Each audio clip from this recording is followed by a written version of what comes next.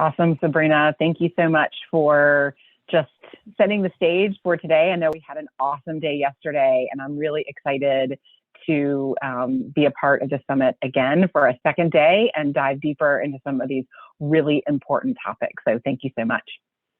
So good afternoon, and also good morning to some of those of you who are middle of our country and on the West Coast. I'm Suzanne Speer. I'm the Senior Director of Workforce Development here at ACU, and I am honored to be the moderator for this session, Reengaging and Rebuilding a Thriving Workforce. As Sabrina mentioned, it's no secret that the last year has just been a lot on everyone, and especially those who are working in the healthcare field and working with healthcare folks that are in underserved populations. Our workforce is suffering from burnout, compassion fatigue, and moral injury. And now more than ever, it's important for us as organizations to invest in systems that are going to support those organizations and allow our workforce to thrive. We have three amazing and fantastic speakers today. I'm so excited to introduce them to you today. So first off is Dr. Torey Mack, and she is the Deputy Associate Administrator for Health Workforce at HRSA.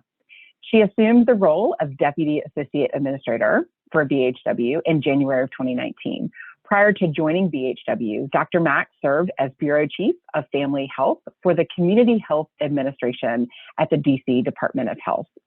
There, she worked to reduce health risk and promote health equity among DC's most vulnerable populations. Dr. Mack earned her undergraduate degree from Howard University, where she also earned her medical degree.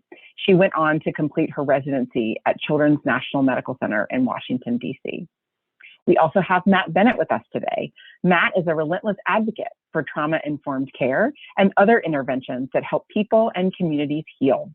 His passion manifests itself in his books, Connecting Paradigms, Talking About Trauma and Change, Heart Variability, and Trauma-Sensitive Early Education, as well as his Trauma-Informed Lens and Heart Rate Variability podcast.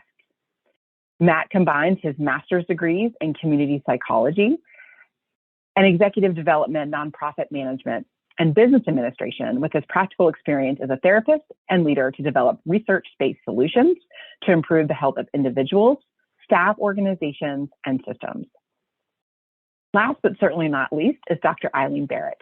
Dr. Barrett is an associate professor of medicine and director of continuing medical education at the University of New Mexico. She earned her Master's of Public Health from the University of North Carolina at Chapel Hill and her medical doctorate at Georgetown University. She completed her residency at Oregon Health Sciences University Hospital. She's a multi-state district chair and past president of the New Mexico chapter of the Society for Hospital Medicine. In 2020, received the chapter's Physician of the Year Award. Dr. Barrett is an elected member of the Gold Humanism Honor Society and received a 2019 Exceptional Mentor Award from the American Medical Women's Association and the 2021 Award of Excellence in Humanitarian Sciences from the Society of Hospital Medicine. We are going to leave some time for question and answer at the end, but feel free to put your thoughts and questions in chat as we go along. I'll be reading those out, the questions at least, reading those out after our three speakers are done. So with that, I will go ahead and turn it over to Dr. Mack. Thank you, Suzanne, and thank you for that lovely introduction. Good morning, everyone, and thank you for the invitation to speak this morning. As Suzanne mentioned, I am the Deputy Associate Administrator for BHW, and I'm also a physician, right? I've practiced clinically for a number of years and certainly have personal experience with burnout, as well as colleagues and friends who have been affected to various degrees. So I'm happy to be able to lead off this conversation. I hope to share a bit about efforts at HRSA to date in regards to supporting the well-being of the workforce. And I'm also very excited to share a forecast for the future as well. One of my slides, we can go on to the next slide.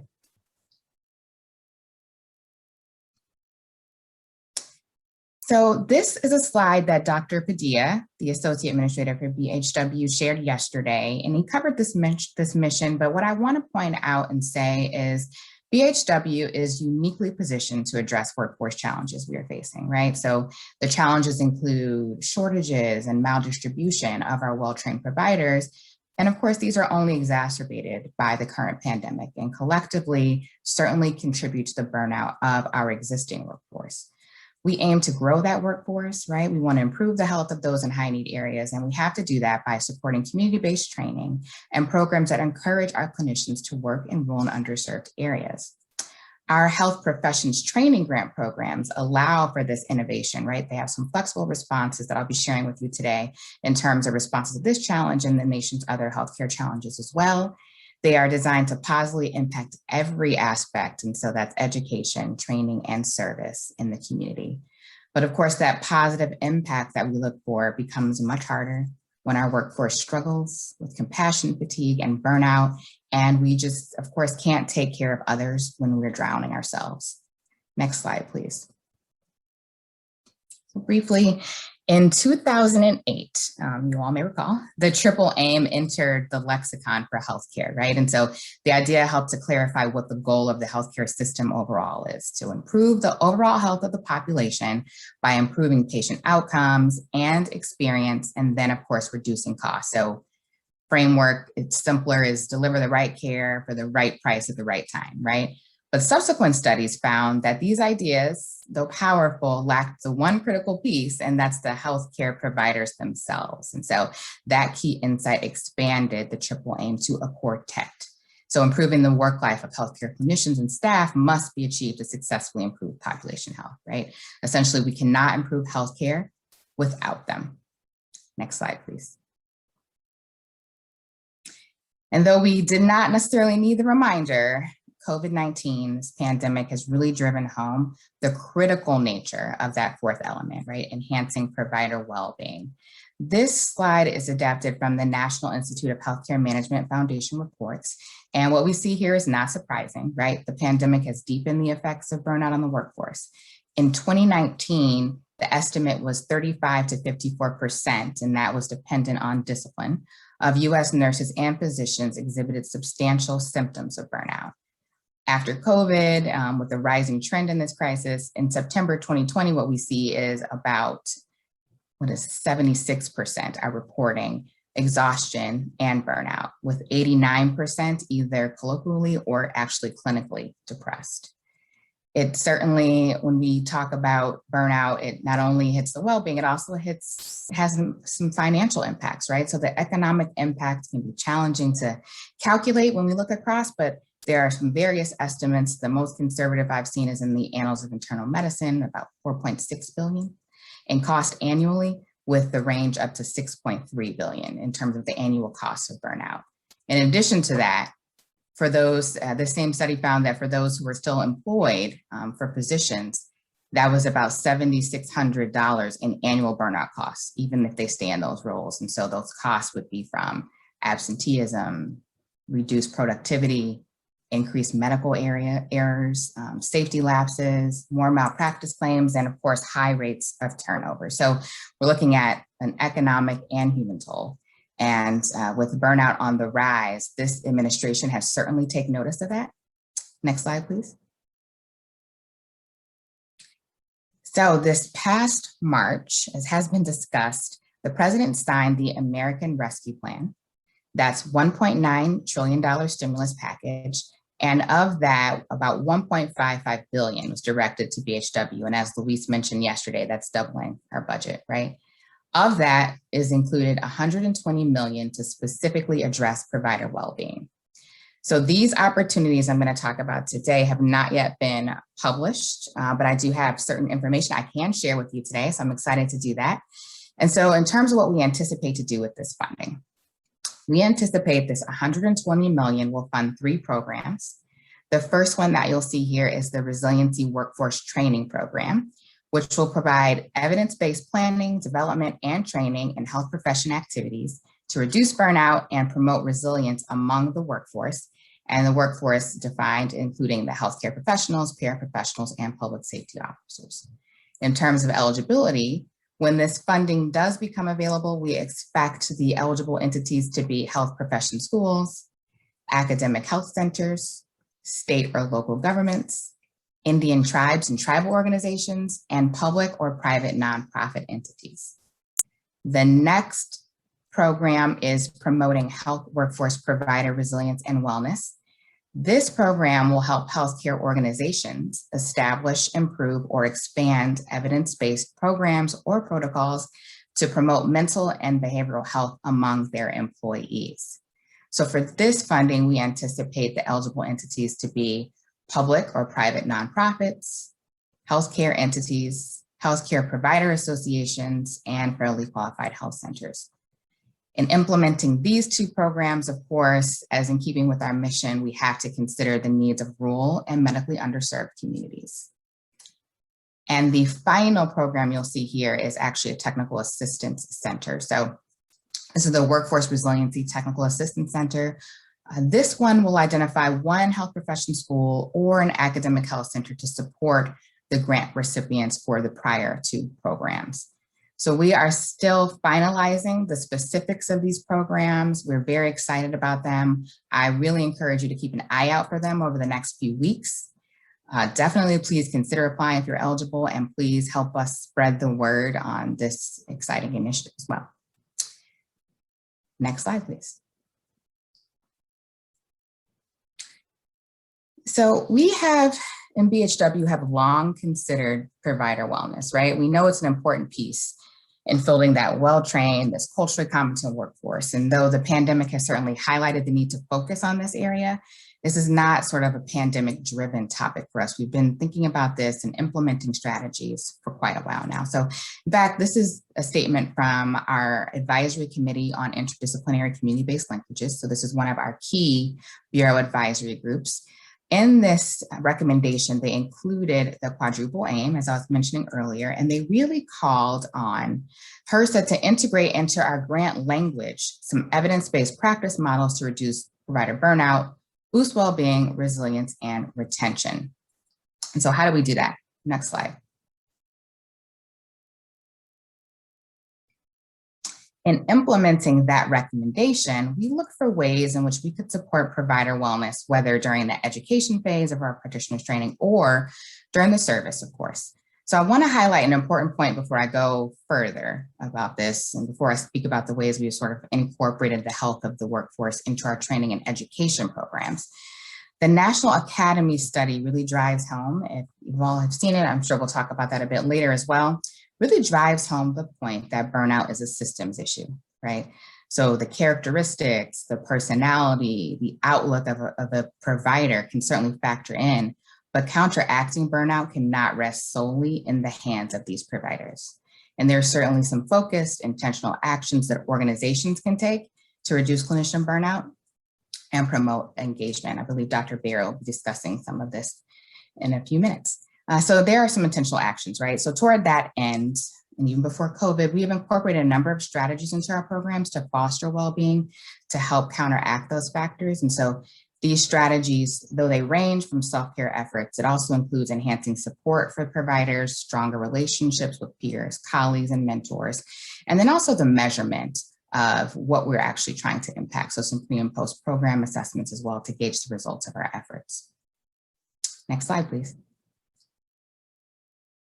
This is one such example. So this is our primary care training and enhancement program. So training program that includes some service component in terms of residents. So this program strengthens the primary care workforce by supporting enhanced training for future primary care clinicians, educators, and researchers, and by promoting primary care practice in rural and underserved areas. So by design, this program really systematically approaches improving trainer, provider, and faculty wellness. So the specifics of what some of the grantees are doing, I can go through quickly here. So University of South Alabama, for instance, is developed instructional materials in interprofessional care delivery. They've also had some patient engagement strategies and then that self-management piece as well. In Northeast Ohio Medical University, the one in the middle there, they actually allotted about 10 hours of their course time in the professional foundations course for their medical students to develop and implement self-care plans. And then the last one is actually an example from Emory University, who implemented wellness retreats at the end of the first year of training, where they examined issues during that duration of time about recognizing the signs of burnout, and also some resilience techniques to give trainees those tools they would likely need to manage the inevitable difficulties that ultimately come with the profession. But again, I will highlight that these kinds of activities at an organizational level will be best received as part of an overall effort, right, to address the systemic and environmental issues that lead to burnout. Otherwise, you risk the sending the wrong message that the individuals are the problem themselves. Next slide, please. HRSA is also taking steps to support the workforce by studying what are the leading factors that are affecting provider well-being. So BIPIC, the Bureau of Primary Healthcare, is actively studying this question among the health center workforce. And so you'll see here some information in terms of phase 1 and phase 2 or where they are. I will say that this effort is longstanding and we don't have the results just yet, but I expect they will be quite enlightening when we get them. Looking at 2021 and beyond, really administration of that survey, analyzing of the data, really providing those targeted training and technical assistance and expanding to those health center activities to support the workforce as well. Next slide, please. We are also supporting research through the Bureau of Health Workforce into provider wellness, burnout, and staff turnover. And some of that research is also looking at the effects specifically of the pandemic on the frontline providers. So over the last year or so, BHW's National Center for Health Workforce Analysis has funded over 30 research projects across 9 health workforce research centers, examining a range of workforce issues, and those would include deployment strategies, workforce projections, recruitment, retention, and attrition, and then also clinician burnout specifically, and you'll see that on these next couple slides. So here we have at the University of Michigan looking specifically at COVID. We have the University of North Carolina at Chapel Hill, where they're looking at really better understanding the factors that lead to burnout, and then also looking at some turnover strategies. Next slide, please. A few more of the research studies.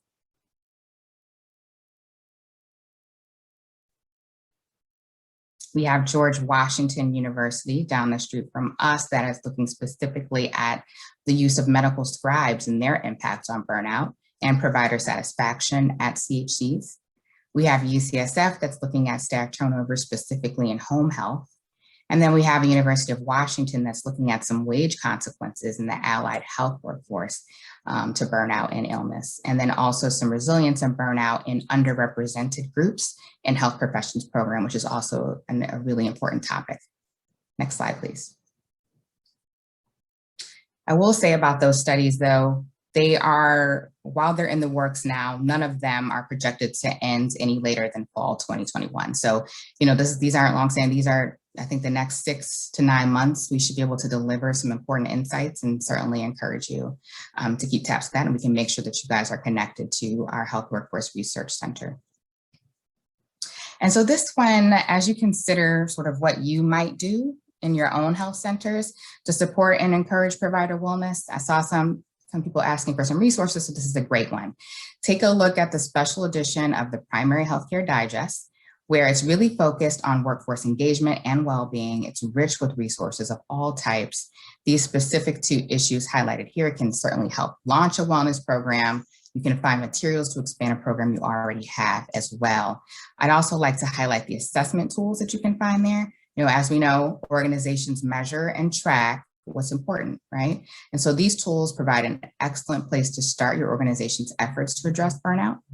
And additionally, current issues, there are regularly a workforce section in those. And so it features resources and training opportunities. So I certainly encourage you to take a look, even subscribe to the digest to stay current on these relevant data topics. Okay, next slide.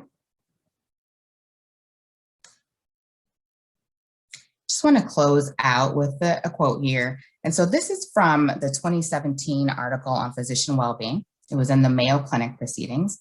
And the argument they made was any healthcare organization that recognized it had a systems issue that threatened quality of care, eroded patient satisfaction, and limited access to care would rapidly mobilize organizational resources to address that problem.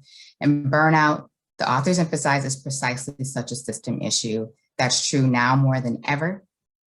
There are high stakes for inaction, but there are targeted interventions that can help in almost every setting and program. It's definitely an issue we all need to embrace to recruit and retain staff and to build a healthier population. And so we are excited about what we can do in this space. I would certainly love to hear the ideas throughout the day today on what you might have in store and what more you think perhaps HRSA and BHW can do to help support you and sustain clinician well-being. Thank you.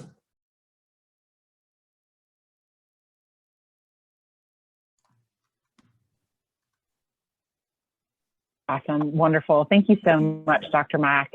We really appreciate, I know I personally do, and I know everyone else does, that BHW is really working to support our clinicians in such a way. And we definitely have some questions, but I'll save them for the end. So I'm going to stop sharing and let our next speaker, Matt Bennett, share his slides.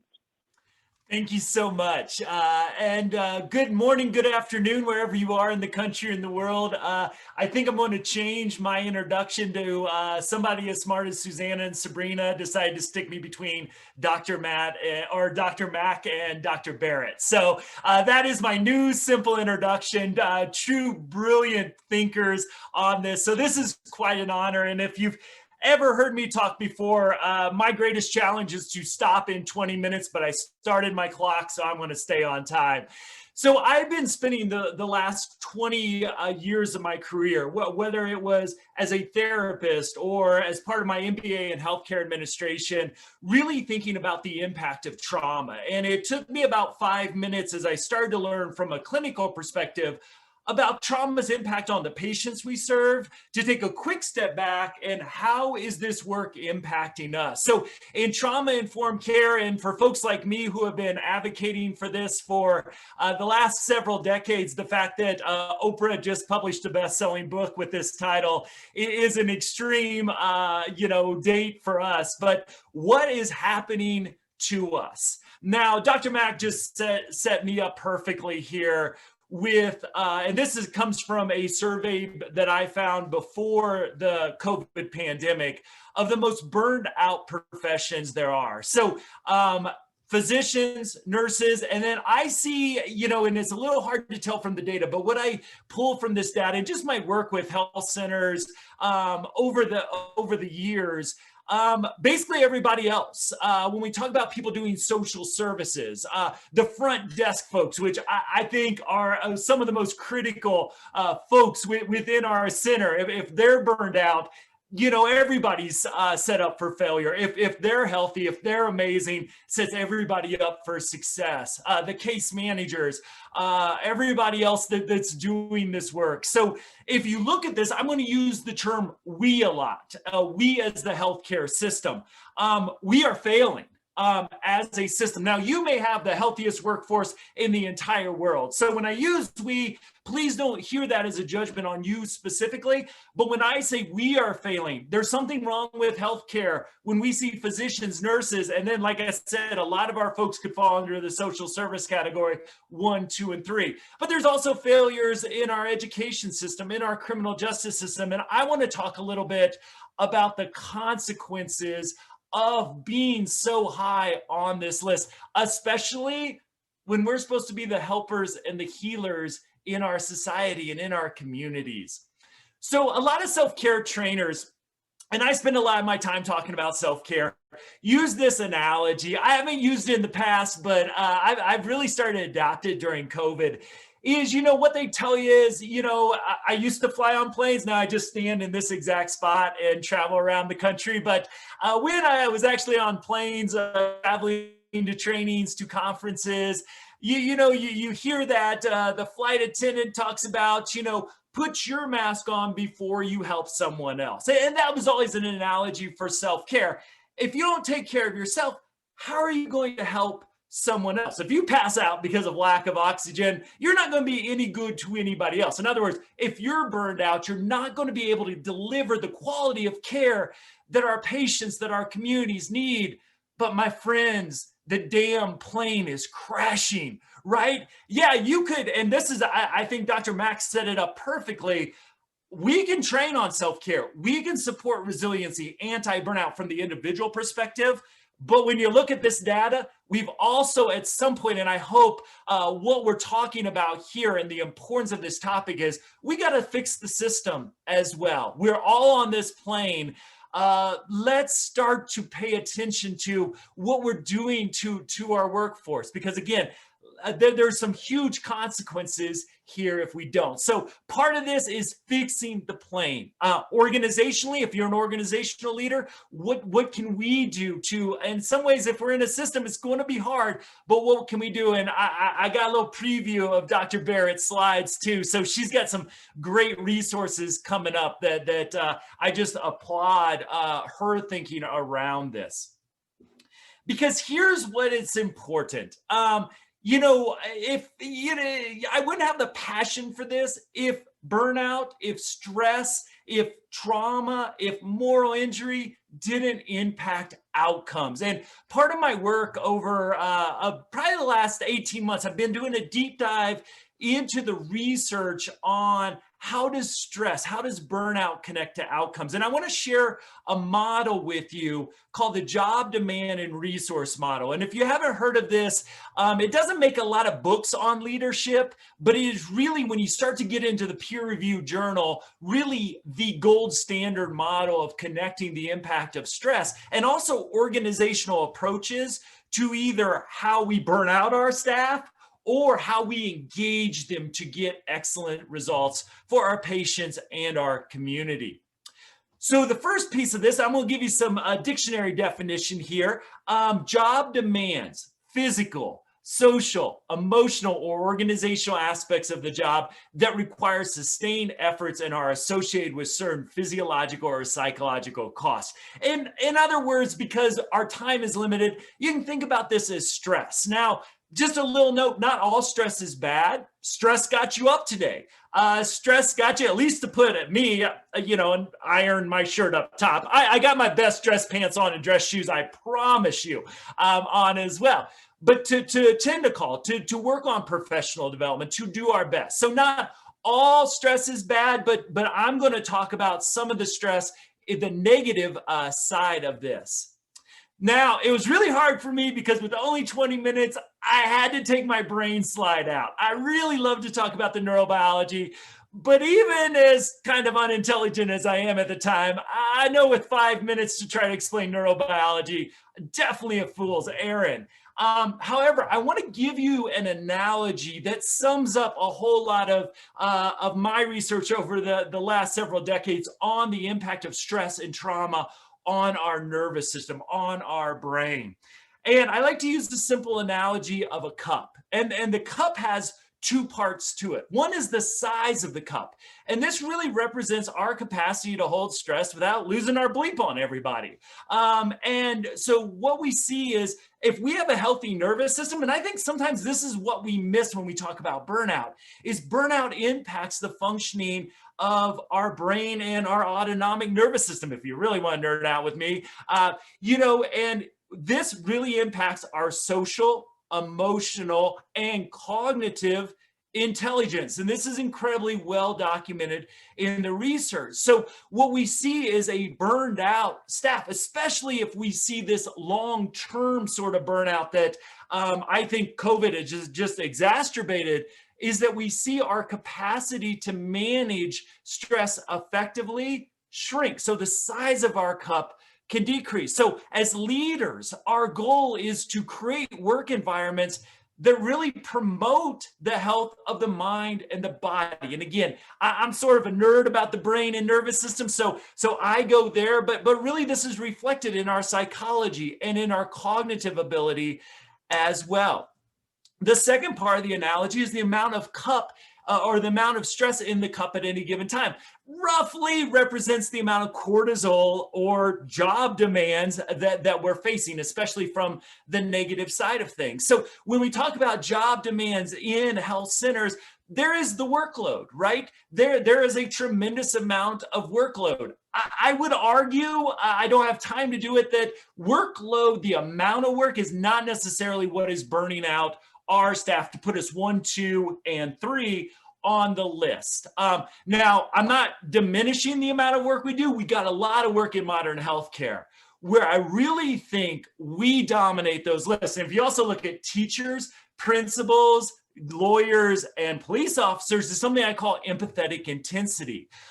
It's the emotional part of the work that we do. We know emotions are contagious, and a lot of times in healthcare, we're exposed to people's sorrows, to people's fears, to their uncertainties, especially during COVID as well. And then moral distress, not being able to provide the level of care that we're dedicated to providing, maybe against our values. I've seen this, and I'm so glad it's happening because it was there before COVID as well. But COVID, because it puts such stress on the system, when we sort of weren't able to deliver services aligned with our values, it really brought this to the surface, where this was always part of my trainings in the past. I've been doing workshops specifically on this because it's such a big issue right now.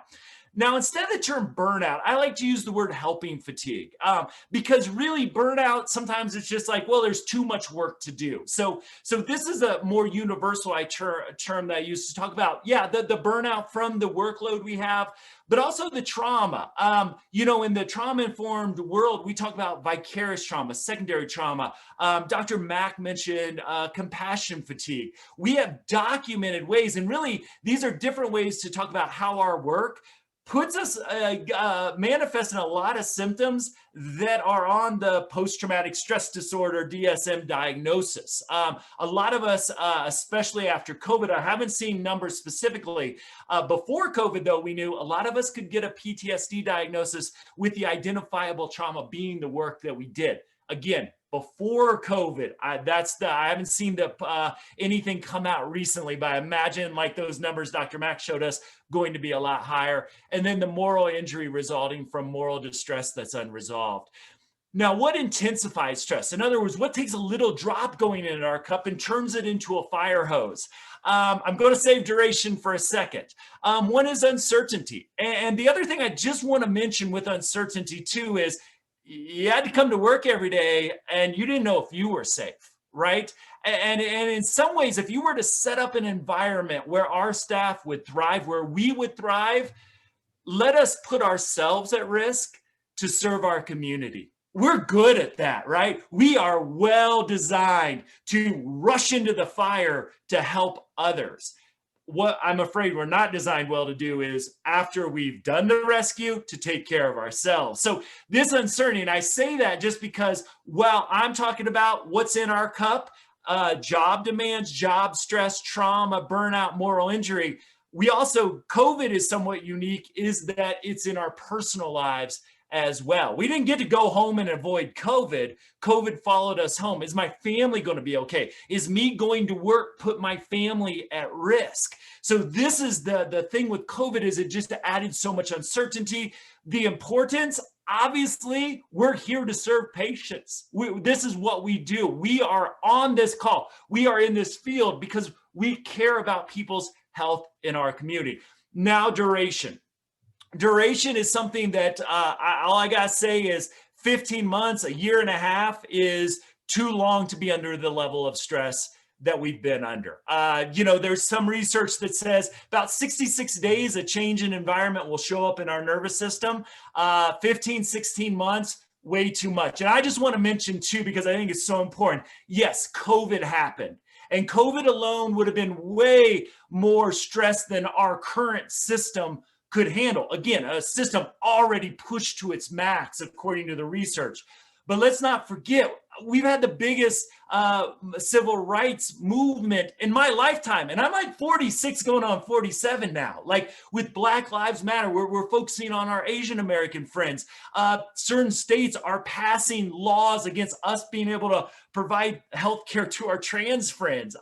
We are not out of this movement. And so this is also going on. And I don't know about you, but our politics are nuts as well. So all of this falling into our cup, both personally and professionally. So what is a trauma? I want to think about you. I want to think about your workforce here.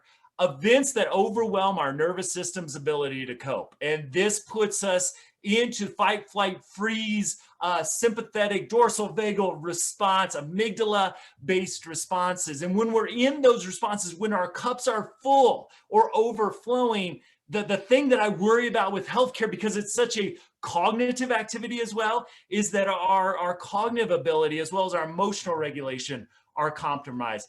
Also, a word I use when I talk about trauma is chronic trauma. Let me just say this out loud and see if it applies to you. Living in a high stress environment and in the shadow of the threat of a traumatic event occurring at any given time. The last 15 months for us all. So in other words, our workforce isn't just burned out. I would argue in just informal Zoom polls, which are not peer reviewed, I'm getting 90% of people saying that they're experiencing severe symptoms of what we're talking about here. So with my remaining time, I want to share, again, the job demands and resource model. Now, again, I love this model because it gives me a simple way to challenge us and our recovery plan. I'm a huge advocate. Yes, every individual needs a self-care plan. And they need also, with that self-care plan, what is their recovery plan? What are they going to do? And again, Dr. Barrett, which is why I'm going to shut up in 5 minutes, is going to give us some really great strategies to do that. But this is what the research shows us. Yeah, self-care is great. Self-care is great. I train the world on self-care. But what determines outcomes according to this incredibly well-researched model? It's how well we do as leaders, as organizations, as clinics, and as the system to offset the stress from the work. So the challenge is, hey, not train your staff on self-care and expect them to, on their own, recover from all the stress that's inherent to the work. Again, research shows us that's not working. What we need to do, because what the research challenges us to do when it comes to outcomes, is do your organization, does your clinic do a good job providing the resources that your staff need to recover from the stress of their work? We got to stop just putting all the emphasis on the individual's responsibility. We've got to do this. So if job demands, if the stress, the negative stress of the work overwhelms the resources we give, that's where we see burnout, or again, my label of helping fatigue.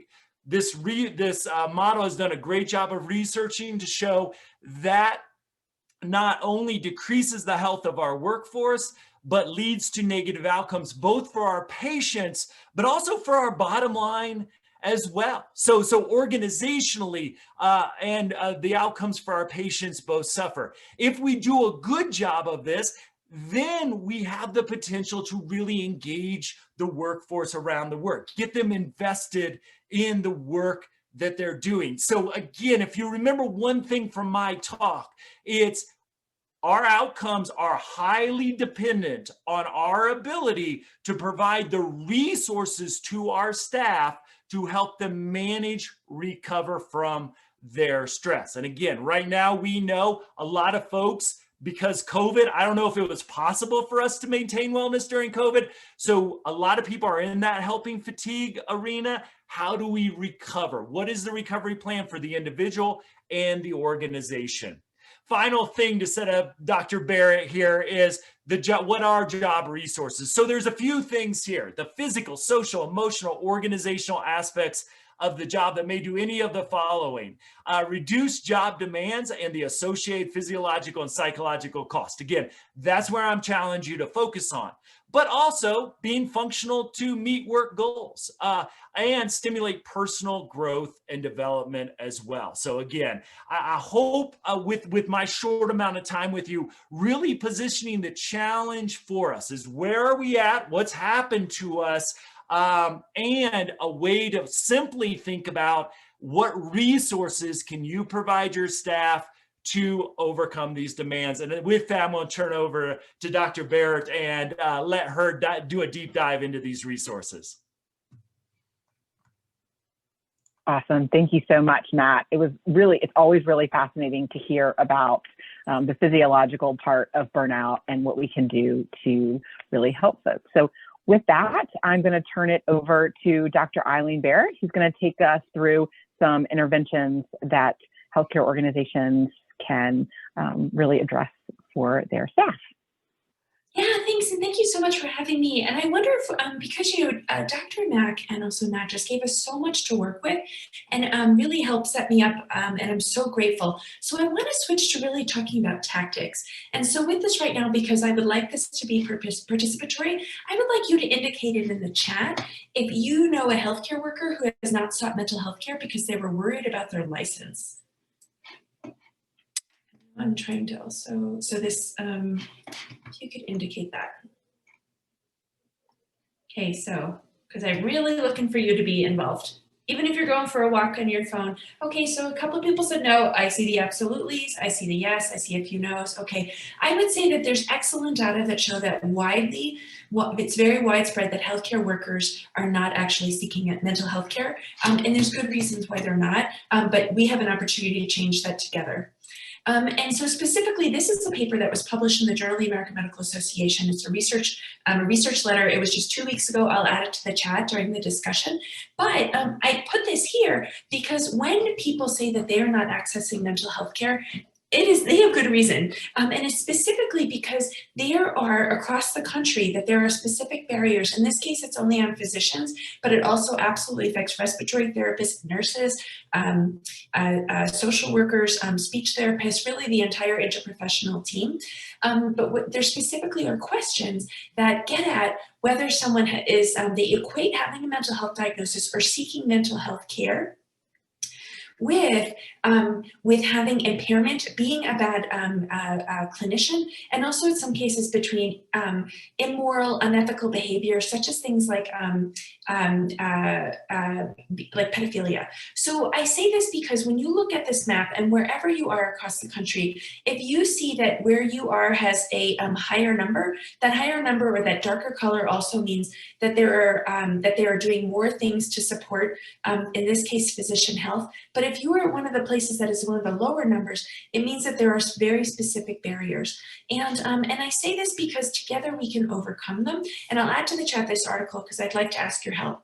But what this also means is not only at the state level, but also within our own institutions, that we are also setting up barriers without knowing it sometimes. And what that is oftentimes when we apply for a job or we're getting re-credentialed, we specifically ask if the person has ever had a mental health diagnosis, or we can find out, if they've ever had a mental health diagnosis or if they have ever sought mental health care. So what I would like to ask you right now is to send an email to your credentialing office, also your HR staff, if the job application asks those questions, and also if they ask about having had a mental health diagnosis or seeking mental health care.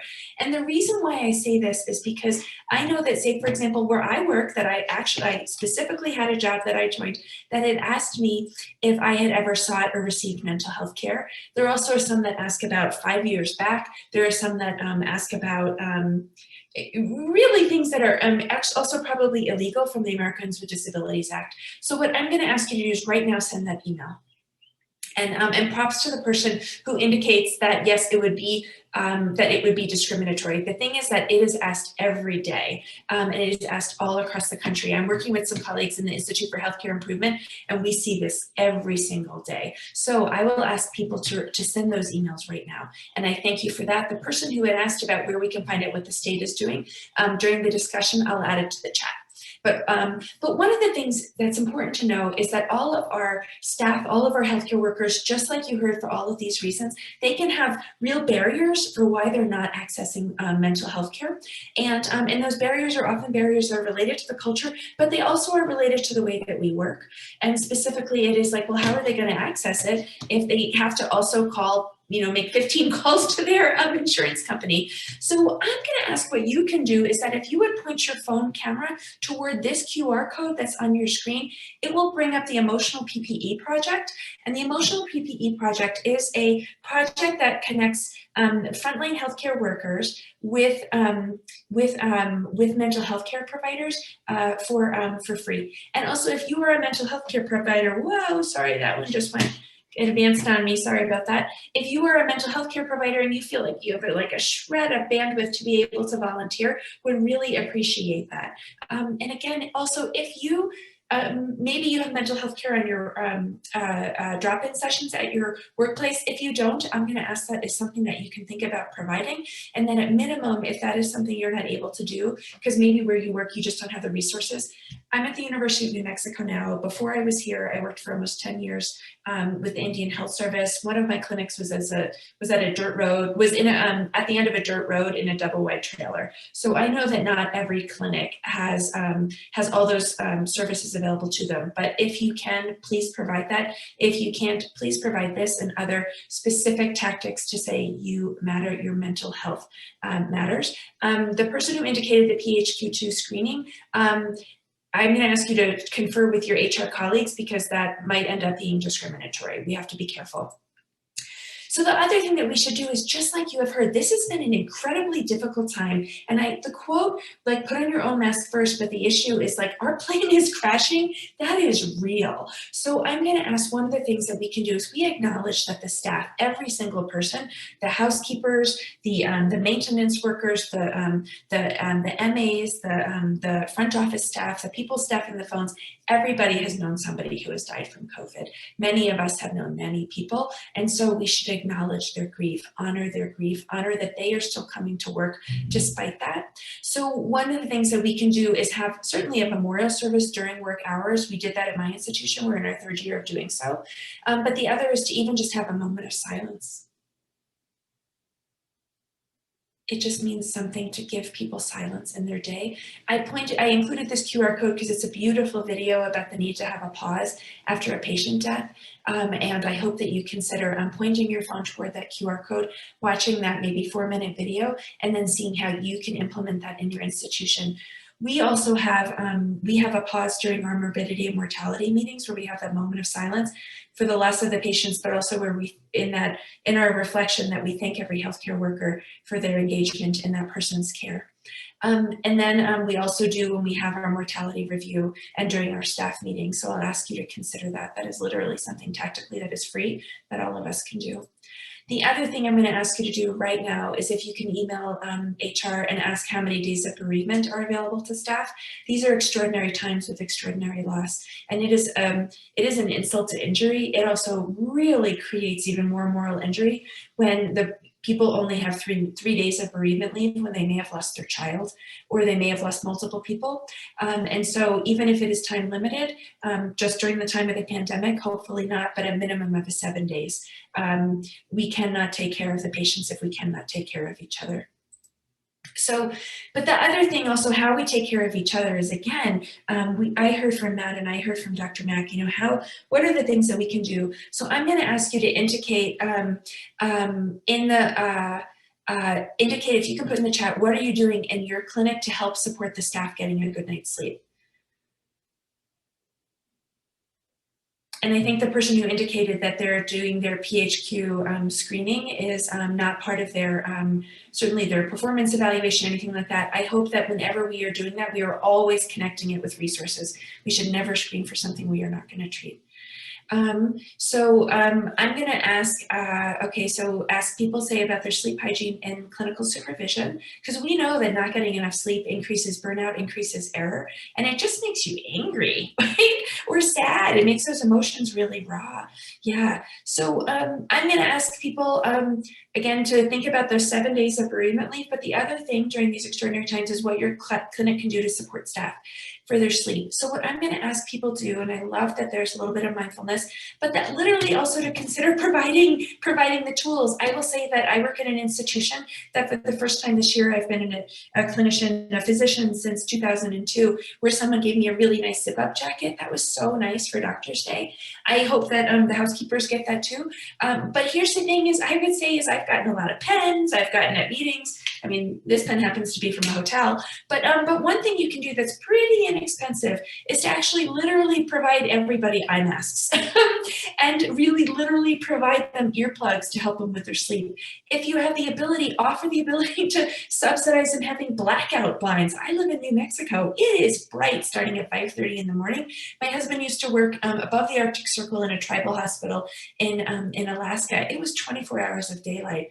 Having blackout blinds can help. And then if we really have the ability to do so, then offer a subsidy, ask people that you will help reimburse them if they get a weighted blanket, because those weighted blankets, they can be like $50 at Target or Walmart, but they can be night and day for people for their mental health. But literally also the masks and the earplugs, they are nearly free. They are less than $5 a person. So I hope everybody can consider doing that right now.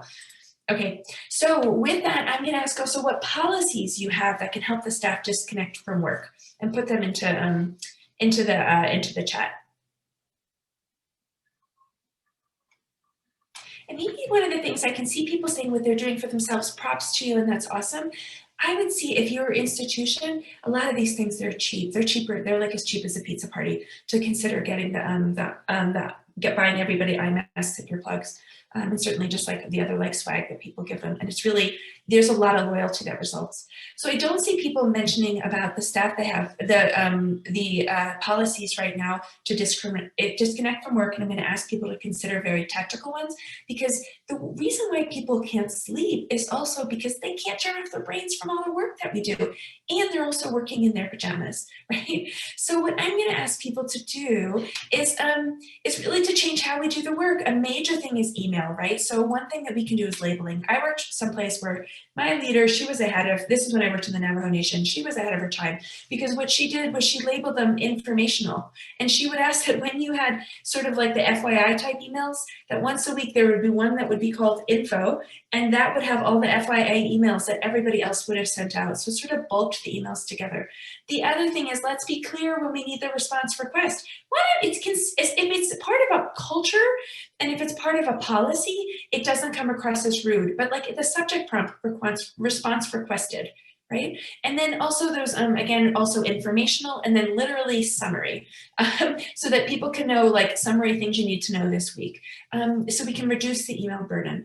The other thing that we can do is, again, set group standards for work emails. And if you do this, you will have like an arms race for people who want to work for you, because everybody will talk about it, and recruitment and retention work. But one of them is set auto replies. Ask people to set their auto replies when they're out of the office. And what people can do for their auto reply is that maybe that everybody, the whole institution, we expect auto replies to be on starting at 6 p.m. and until 7 a.m. And then also on weekends. Like, just develop group standards for that. The other thing I'm going to ask people to do is to start a healthy competition to track vacation days taken.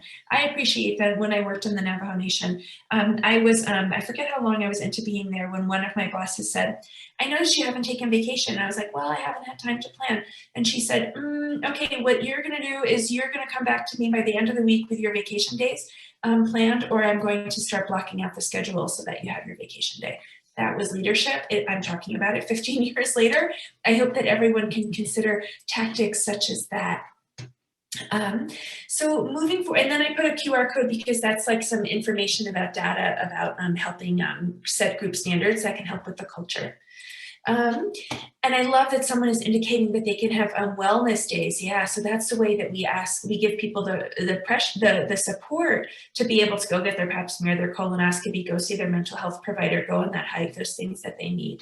The other thing, how we can disconnect from work is harmonize the work. I don't know if you have online mandatories where you work, where I do. We have hours and hours of them. So one thing that we can do that they've started is having a test out option. I have taken the same online mandatories for Medicare for I think 17 years. So asking me the questions up front, if I get them right, I don't need to do the whole mandatory, right? that is something that is absolutely people will be grateful for. Also getting rid of the ones that legitimately aren't required by law or that don't legitimately change patient care or provider experience or staff experience. The other thing is if you're going to have those online mandatories, then block out clinic for it. I mean, that will make you really think how much that mandatory is necessary, is if suddenly we don't have revenue during that time. The other thing also that we should consider doing is that if you have required existing meetings, provide some leadership hacks. So that can be on time management hacks for everybody, on creating that email culture that you want, conflict management. We are all at wit's end. So having that conflict management strategies, tools, also building relationships, building humanity into the work, leading with empathy, add those all to your existing meetings. It really makes a difference. We did that in my institution where we added it during a required meeting where we had actually we all read an article on managing conflict, and then we had this really nice conversation about the things we're going to adapt. It's really nice, really nice. But the other thing is also there's the work that is sometimes the stupid stuff. Like I probably like you, I will say that when I'm at work, I mean, I'm one of the things that I'm an internist, so I literally don't take care of people who are less than 18. And then some of the EMR templates had included asked questions about their head circumference size, like. That's something for pediatricians, family nurse practitioners who take care of children, and for and PAs who take care of babies, and FPs. That's not for that's when I was an intensivist that came up. So what I want you to do is think about what you can do to getting rid of stupid stuff, because it is empowering. So this is a really important one. Point your phone toward that QR code. I'll bring it back, and then that will bring you toward a series of toolkits from the American Medical Association that are free, although you do need to register, but you don't need to be a physician to get this. But specifically what it is it's like how to create a task force to get rid of stupid stuff. So like how we got rid of the head circumference measurement. We used to have to do, when one of the care sets that we had was an extra, it was like 152 clicks, and we've replaced it by some smart engineering with 3, and we improved clinician experience, including the ordering physician, the MA, the nurse, and the pharmacist experience by doing that. We also improve patient care. So those are some things that you can consider doing, because every click is an opportunity to take away from someone's sense of purpose, but it's also an opportunity for error, and it's a way that your staff, they're like this instead of engaging with the patient, right? And that's what we're here for, the patients. So I'll ask you to indicate in the chat, what's the hardest thing about the EMR? And now this is a little bit less, I'm sorry, this is less about the things that apply to the housekeepers and maintenance. Okay, so maybe nobody's responding because everything is hard. People are not wrong when they complain about the EMR. When I reflect on how easy it is for me to use my phone versus how easy it is to use my EMR, kind of a chasm. We will get there, but there are some tactics that we can do. One of them is a widescreen monitor. Right now, I am working on a monitor that is like this wide because my husband did that versus the one that I use at work. It was this wide, so they got me one that was this big. Made a huge difference. In one system, they did find that it was 1,500 clicks, fewer clicks a day when it's a widescreen monitor, because you're not navigating, trying to find things. The other thing is put the printer where it's needed. When in one of my clinics, changed my life, because when I needed to print something for the patient, I would go out of the room, go down the hall, dog leg around a corner, go down another hallway, go through a doorway, and then go around a corner, and that's where the printer was. And then when they moved the printer to where I needed it, it was like angels were singing. And printers don't have to be expensive, right? The other thing is, we have a real thing in healthcare where everybody's smart, because they are. So we just think we can give them a badge and say, go. But let's onboard them meaningfully. So that's the culture, the mental health care that is available to them, the perks that are available to them, maybe the discounts at local businesses. That's a huge thing for people. You are doing amazing work, and there's a moral authority to what you are doing. See if there is something that that a local business would partner with you on for a discount for healthcare workers. There's like literally, especially during COVID, if you go Google or go in your browser, discounts for healthcare workers, there will be things, so many things that pop up. My favorite pair of shoes has it, but also like Krispy Kreme, right? Who doesn't like a donut? But you can create that handout for people so that they know you support them.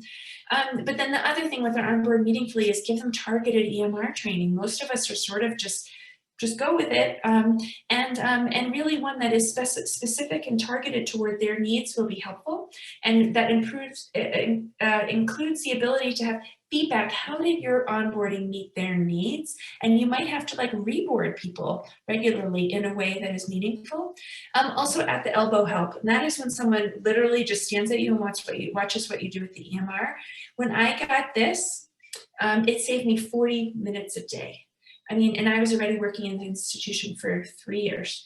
And the EMR person who was at my elbow said, you know what, we did it for an hour. And at the conclusion, she said, you know what, this is a lot for you right now. You're already doing it. Let's circle back in a month because I think there's more we can help you with. So I'm going to ask you to consider doing that. And if your students don't have access to the EMR, yeah, that's tough, but there are still amazing things that they can do. And maybe that's a different conversation that we can end up having, but things that they can do to advance the mission. But then the last is, I saw that the mat was standing up, it looked like. I love a standing desk. Right now I'm sitting. A standing desk for me is transformative. It also has been shown to improve actually mental health, which is great. So just have it as an option. I wouldn't recommend having it as a everywhere and all of your desks are standing because because for orthopedic neurologic reasons, ADA, you don't want to have that. But for ADA, there's some reasons why standing desks can be better for people. So I'll ask you also next is what diagnoses most overwhelm your clinicians? And I indicate that in the chat. And I'll give you a couple seconds for that.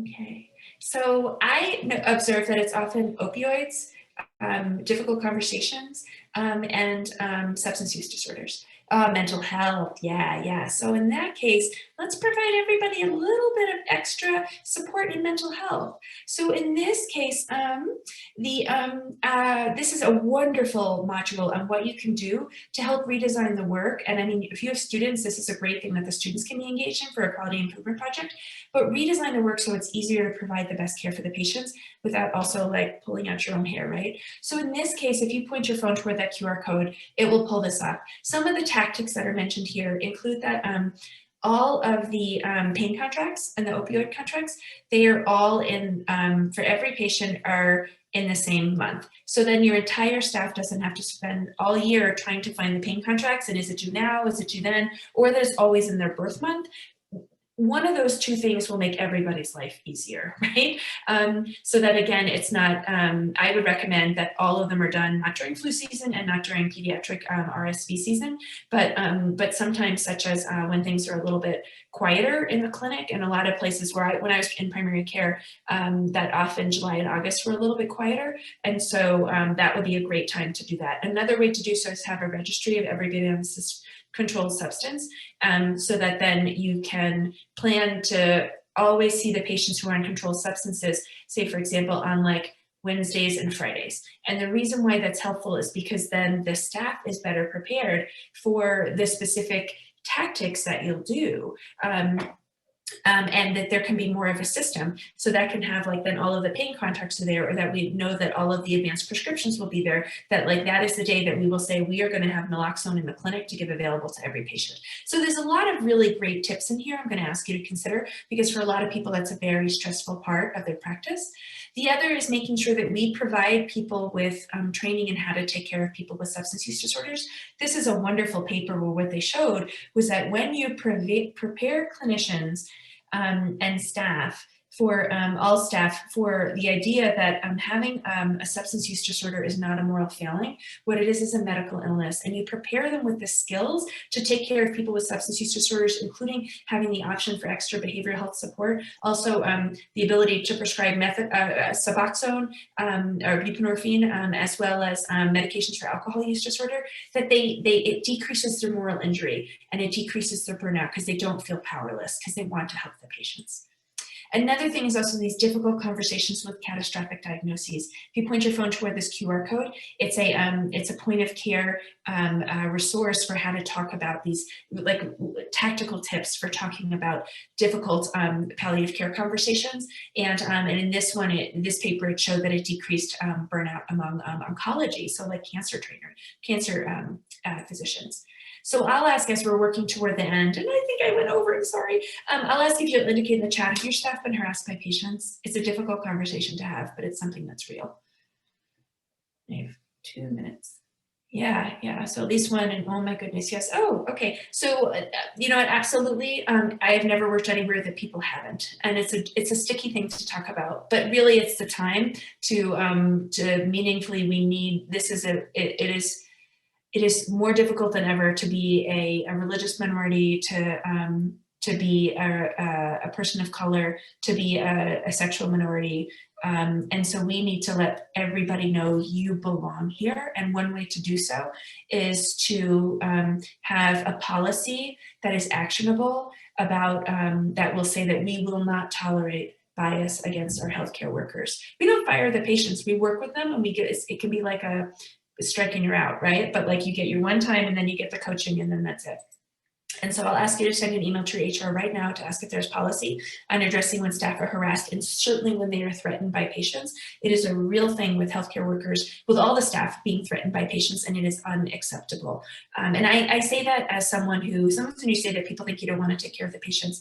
I directed our COVID operations, which meant the first time I took care of, I was not in the COVID service in the last year in the hospital, was this week. I also was an Ebola responder in West Africa. So like, I care about the patients as much as you do, but it is unacceptable for anyone to be threatened.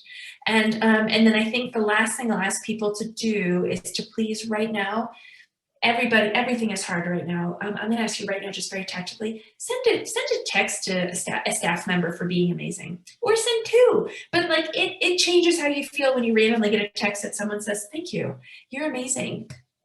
So I'm going to ask you to do that. And with that, I will say thank you. I went over. I'm sorry. I got so excited by the other amazing speakers that I was like, I'm fired up. So I changed my slides while they were presenting. I will stop my share and I will mute myself. My goodness, please don't mute yourself. All three of you were absolutely amazing, and really, I love all of the good, tangible resources that you guys brought to the table, some really thought-provoking ideas and thoughts, and my chat is just going crazy. It's just all crazy. We do have some questions, and so I'd like to take some time and have folks answer them. We are going over a little bit, but we've got some plans, so folks in the room, stay with us. So question for Dr. Mack. Do we know when the workforce resilience, funding opportunity is going to be available? I wish I could give you a direct answer, but what I will provide you is a link. Here, I'm going to send this. Let me make sure I send this to everybody really quickly. I'm going to send you all a link to these opportunities so you can see when they're available. They'll be right here. Awesome.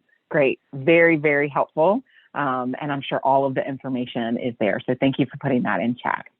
Absolutely. Another sort of question / comment from someone was that I realized that this is based on providers and all levels of the health center staff are burned out and stressed out. Can we change the dialogue to all health center staff? And Dr. Mack, that came in during your presentation. How can we change that? Or are you guys working to change it? I think that's a fantastic question, and I think it's really important. And I think Dr. Barrett and Matt also highlighted the staff, right? And so, you know, everyone's been playing a contributing role in the response to the pandemic, even before that, right? And so I think it's an important and critical piece. The funding that we have is definitely health workforce focused. However, there are, when we look through the opportunities, when they are posted, there are some areas where we talk about other personnel as well, because we do recognize that that is a huge issue, and we cannot even accomplish the work that we're trying to accomplish without them. Critical piece of the workforce. Great. Thank you so much. Mm-hmm. All right, let me go back to my list here and see some other questions. So this question is about providers seeking mental health services. It says, HRSA requires for privileging of clinicians that they are fit for duty physically and cognitively. Ideas on how to ensure this without asking them. I think this is either for Dr. Barrett or Matt, or Dr. Mack, really any of us. So this is Eileen. I think that one of the things that we could consider doing is that the first off is that we try not to separate out mental health from physical health, right? Because if you're fit for duty, you're fit for duty, right? And we shouldn't separate this. We all know that our colleagues who have disabilities are doing amazing work changing the world every day, right? So we shouldn't separate those two things out. The other thing is, the thing that's a little bit tough is that the question, the way we ask the question is often one that makes a distinction, and we also how we ask the question makes a difference, and also that presents an opportunity. And I can add like some examples of some better ways to ask the questions to the chat, because some of them might say like in a very like, have you ever in your life received treatment? Like that was literally what the questions have said, versus do you are you able to perform the duties required for your job with reasonable accommodations? And then the other thing that we can do is that we can always add supportive language. I appreciate, I can put it into the chat if we want, but I think it's the New Hampshire Medical Board that has specific, and I'm sorry, this part is about physicians, that has specific language that I hope everyone adopts that says it is not unexpected for a healthcare worker to experience stress and distress and challenges to their mental health in the course of their job. We encourage you to seek the help that you deserve, and here is a resource. I mean, it's something like that. All of us can do that if we have to ask those questions. But I'll stop because I'd love to hear from others. Yeah, I would support that. I'm just going to own a little bit of my own ignorance here. I spend so much time talking about retention in my work that I'm less on the recruitment side. I think I almost got sick when I learned about this in this presentation, that I've actually been encouraging people to reach out to their employee assistance program and bring mental health to the workplace and give people time off work, especially right now in the recovery process. And to think that that could potentially be used against them for a new job because they access mental health care. We just got to stop the stigmatization of mental health. And the fact that we're systematically doing this to our workforce makes me angry, sad, and ready to be an advocate for what Dr. Barrett is pushing here. So. Great. All right. I'm so sorry. I wonder if I can. No, please go ahead. Oh, thank you. I wonder if one of the important things that I can note is then most of the time it doesn't affect performance when someone has a mental health diagnosis. And so that's one of the reasons, one, that we should though prevent, but also that we should always make a distinction between having the diagnosis versus having impairment. And I say this because what people often say, I was someone who was involved in changing our state medical board, and then in my own institution, the questions, because if we're asking a question that cannot tell the difference between someone who can do their job and someone who can't, it's not a good question, right? And it also then again may be discriminating against people. So I see that someone is mentioning, once we know the mental health status, then we can help. One of the things I would say is we should offer to help everybody. Like we shouldn't even, we should just offer to help everybody. These are extraordinary times. And I hate that I keep saying extraordinary times. The only thing is that it's true. Absolutely. Extraordinary times indeed. So another great question, and kind of different one, that someone asked is, do any of you have good conflict management strategy resources? That's another thing that could, lead to burnout, is conflicts. I think, and whoever asked this question, if you want to clarify, but I think you mean like conflict management amongst staff. I want to have any good resources for that, speakers or otherwise. And someone said, go to HR. Okay, Dr. Barrett. So one of the things that we've done is that we used in this case an article that was very well written, not too long. I mean, and we actually had it in a meeting, so everybody had that available. And so there was a foundation that this is something that we believe in. And in this case, we used an article from the Harvard Business Review. And the reason is because sometimes you drop the H-bomb, which is the Harvard bomb, and people like sit up and listen, but it doesn't have to be from them, right? But it's one that I've used because it makes doctors sit up and listen. But it was that what we did was that we just asked everybody during an existing meeting to read that quietly to themselves, and then had a facilitated conversation about best practices, and then also with some role play about what are the things that we can do, because we can, and it's about preventing the conflict, but also what do we do during it to maintain relationships, and then what do we do afterward. And some of that also includes, like, we provide people training in how to give feedback, right? Because that's often how to give feedback based off on objective observable behaviors, not off of what you thought someone was trying to do, and also that can help you understand, what you thought their intention was. The other thing that we do is, and that's a skill that everybody is actually required to take, is a brief feedback course. And I can include one in the link. But then the other thing that's really important is how to say I'm sorry. And that's a nice skill for everyone to learn. Like, I went over today, I'm sorry, but really that wasn't it is true that I feel bad, but that's very different than me saying, I am sorry that I hurt you. I intended to do this. It clearly did not land. And so that's something that can also help. I don't know if that was helpful. I'd love to hear from the others. No, I think that's fantastic. Go ahead, Matt.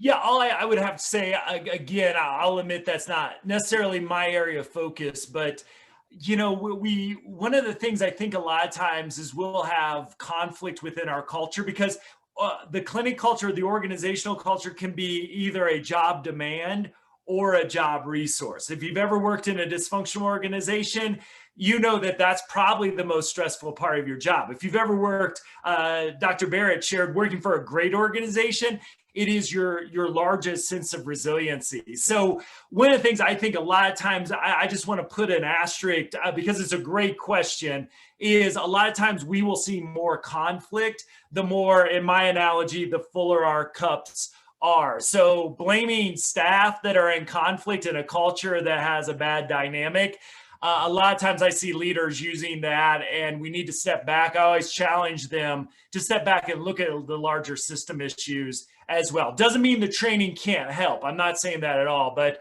a lot of times what I've seen leaders get stuck in is, hey, you all go fix your problems, without stepping back and looking at the larger organizational dynamics that play into it. Absolutely, Matt. And Katie shared in the chat that we need to empower leaders to lead, and conflict needs to be managed through team leaders and not through HR, right? So like right at that level, and not going to someone else. Yes, I love that as well. Let me see. Any other questions? We have time for one more question. This has all been amazing and wonderful. And Sarah, yes, so this session is being recorded, and you can absolutely share it with your HR folks. So look for all those links probably sometime early next week. So, all right, so we do have one more question that says, how do you take care of managers who have to take on an extra load of work as a result of remote work and still be subjected to pushback from supervisees? Well, I'll start out with that with probably an unpopular answer. Managers are the role models for self-care.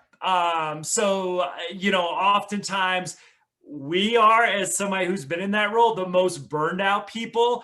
I like to think about the cup analogies. You can almost flip your organizational chart upside down.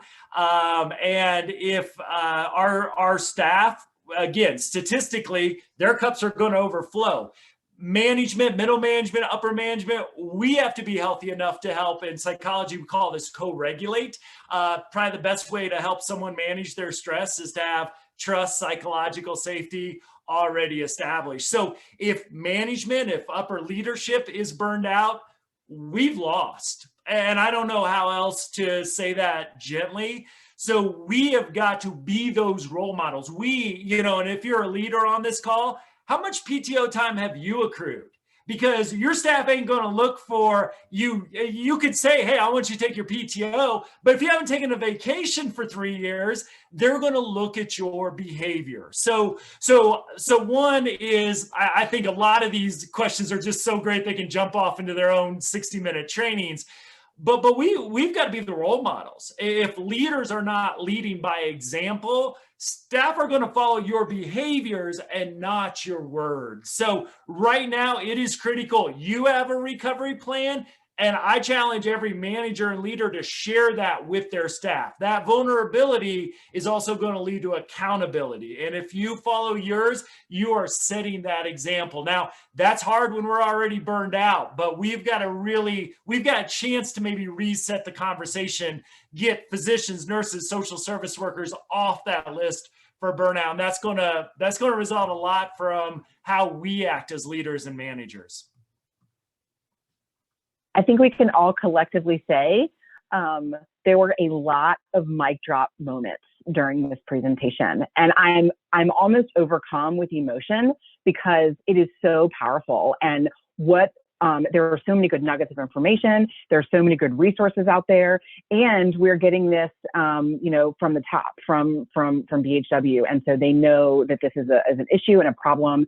And I thank Dr. Mack, Dr. Barrett, and Matt for coming and talking with us today. This was an amazing presentation, and we are going to be, I believe, continuing some of this conversation through our breakout group. So thank you again to our speakers for this and for everyone who engaged during this. So thank you.